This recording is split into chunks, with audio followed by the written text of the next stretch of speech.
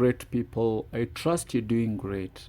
Now, in today's session, I want us to talk about how to test idea viability before starting that side hustle you've been dreaming or thinking about. Now, if you have several ideas you're thinking of starting, then this is how to go about it. The first thing you need to do is pick one idea to start with. Settle on one. I know you have several ones, but settle on one.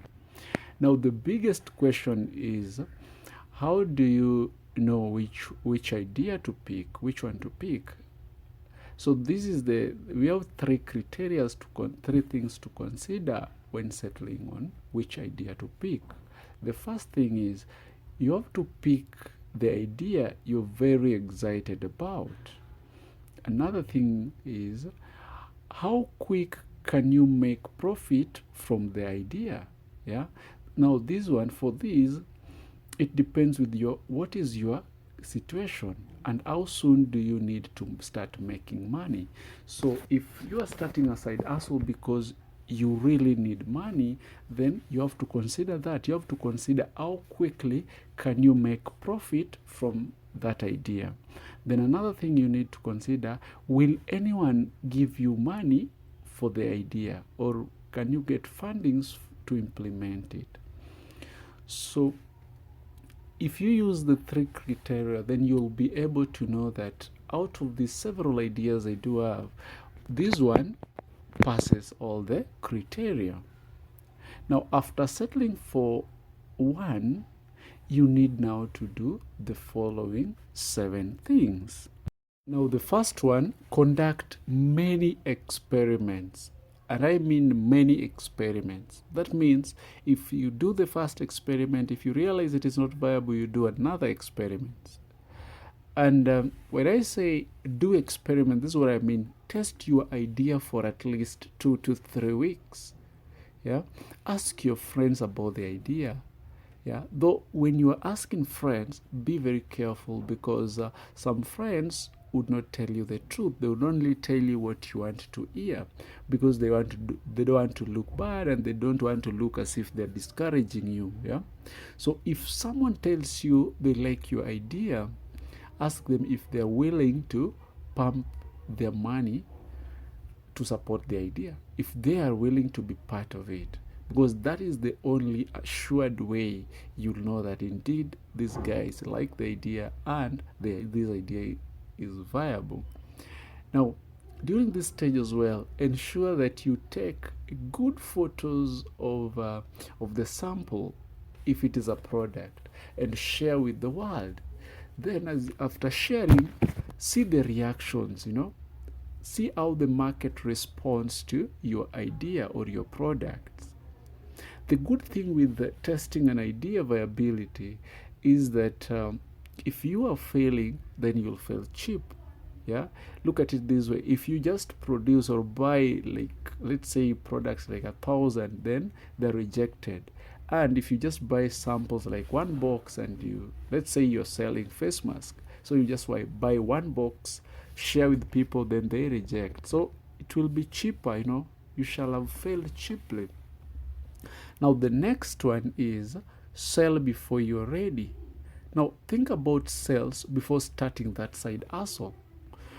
And if possible, you can consider pre-orders, because pre-orders guarantee you a certain amount of product sales and revenue during a specific period of time. You can use pre-orders as a useful survey to determine the demand for your product in a target market and estimate what quantity you need to fulfill the demand when you now go full scale.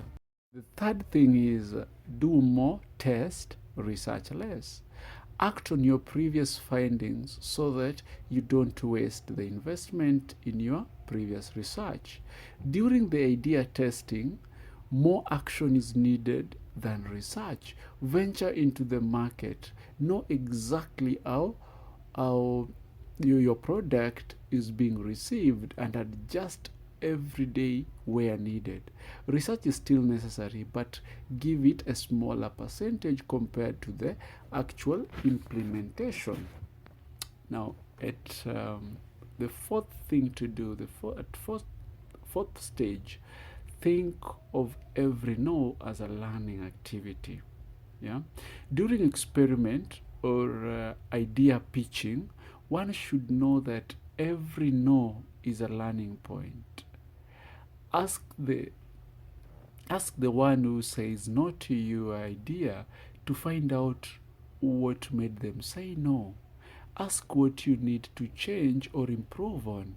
Ensure you take all the no positively and learn your lessons from them.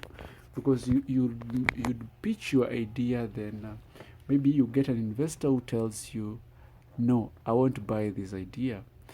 So you need to come close to them and tell them, okay, fine, what don't you like about my idea?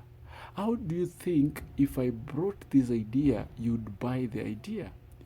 So do your just inquire. Yeah. So no is a very good thing, because being told no can help us to adjust on the weaknesses of our idea. So if you open up with whoever tells you no and inquire why they did that, there's a reason as to why they did it. So they'll tell you, and when they tell you, when you're going to the next pitch, you shall have adjusted accordingly. The fifth one, overcome your fears of sales. Now, we have people who naturally, when they hear the word sales, they just hate it. Maybe they just think of this person who forces people to buy their product whether they need it or not. Some think of the people who just paint the positive side of a product.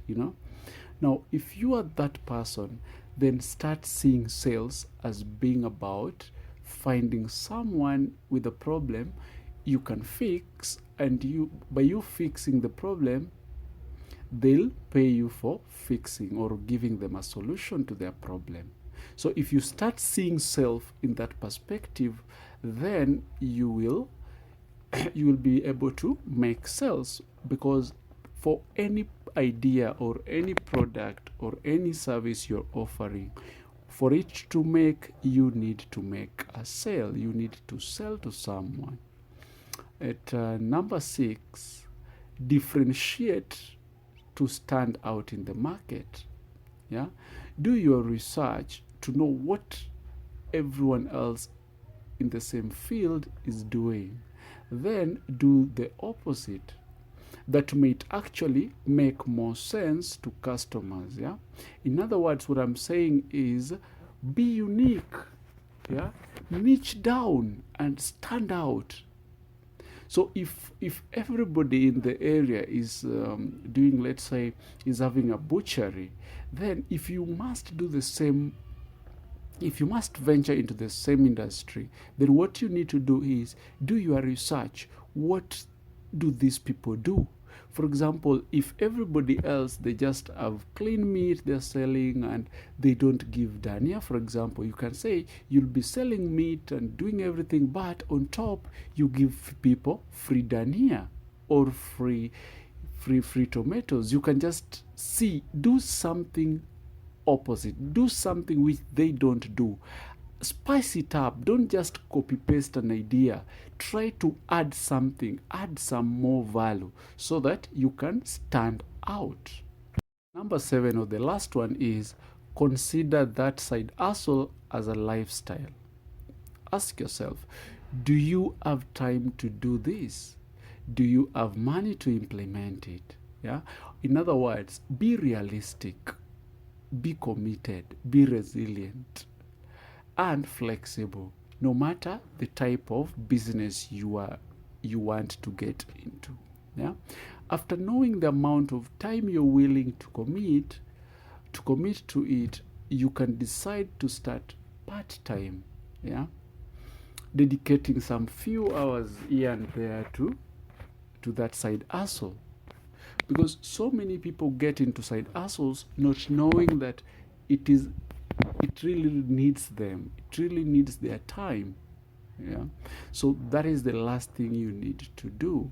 And if you do all the seven, then you prepared psychologically and all that, then if you implement that idea, it will not go down the way several ideas, several businesses go under in their second year. So if you do this, then you will be prepared psychologically and you will be ready for the market. So as I come to the end of this, there's something I mentioned and I would like to give as a criteria. Yeah? Now, when starting a business, let us know that starting a business is not difficult. If it is not difficult, if you start with a test experiment. Yeah? At the end of every experiment, which I recommended earlier that should take 2 to 3 weeks, you need to ask yourself the following questions. Did you make money? Did customers like it? Did you enjoy doing it?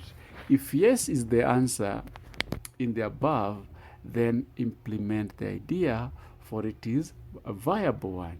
Thank you so much for listening. Thank you for watching. See you in the next video. If you've not subscribed to this channel, kindly subscribe and hit that notification bell so that whenever we post, you will be notified. If you like and appreciate what we are doing, give us a thumbs up. Tell me pretty lies, look me in the face, tell me that you love me.